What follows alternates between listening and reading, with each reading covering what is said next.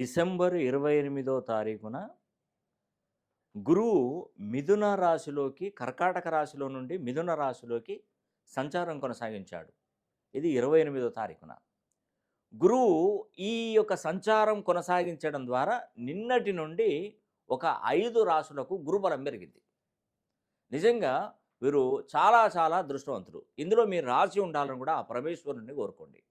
మొట్టమొదటి రాశి వృషభ రాశి. ఈ వృషభ రాశి వారికి గురుబలం పెరిగింది. నిన్నటి నుండి గురుబలం పెరిగింది. వీరి జీవితంలో చాలా మార్పులు చేర్పులు జరగబోతున్నాయి. ఆర్థికపరమైనటువంటి లావాదేవీలు చాలా అద్భుతంగా కొనసాగబోతున్నాయి. మీ కష్టకాలం నుంచి మీరు బయటపడిపోతున్నారు. ఉద్యోగాలలో ప్రమోషన్స్, మరి వ్యాపార అభివృద్ధి అనేది కూడా చాలా అత్యద్భుతంగా వృషభ రాశి వారికి పెరగబోతుంది. కుంభరాశి వారికి కూడా ఏళ్నాడు శని నడుస్తుంది. పంచమ స్థానం అవుతుంది.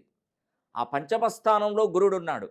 ఆ దేవతల గురువు అయినటువంటి బృహస్పతి చేత మీరు ఖచ్చితంగా దీవించబడుతున్నారు. అంటే ఆర్థికంగా నిలదొక్కుకోగలుగుతున్నారు.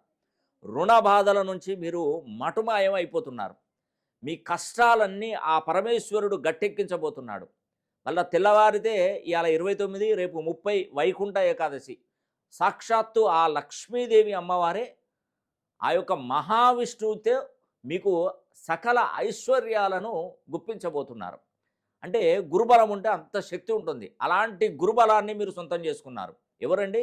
వృషభ రాశి వారు, కుంభరాశి వారు, ధనుస్సు రాశివారు, తులారాశివారు, సింహరాశివారు.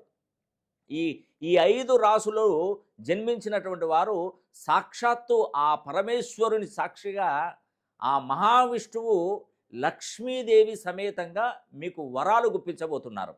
మీకు అఖండ ధనకీర్తి, అఖండ కీర్తి, మంచి భవిష్యత్తు మీరు పొందబోతున్నారు. ఇక నుంచి దర్జాగా కాలు మీద కాలు వేసుకొని అసలు మీ జీవితంలో ఒక మంచి ఉన్నతమైనటువంటి స్థానానికి వెళ్ళబోతున్నారు. నిజంగా ఇది ఒక శుభ సమయంగా నేను చెప్తున్నాను.